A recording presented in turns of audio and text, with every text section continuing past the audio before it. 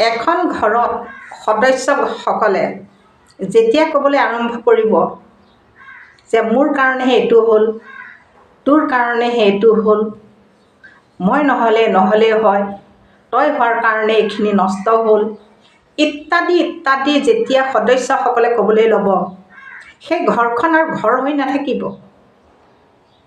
কাৰণ এখন ঘৰত সদস্যসকলে একেলগে থাকিলেও প্ৰত্যেকৰে কাম বেলেগ বেলেগ আৰু প্ৰত্যেকৰে ভাগ্য বেলেগ বেলেগ। গতিকে বেলেগ হ'বই। আমি মাথো বুজাব লাগে আৰু নোৱাৰিলে সেইটো আমি সহিব লাগে। তাৰ অৰ্থ এইটো নহয় যে তই ঘৰৰ পৰা ওলাই যা, তোক মই নাচাওঁ আজিৰ পৰা, সেইটো নহয়।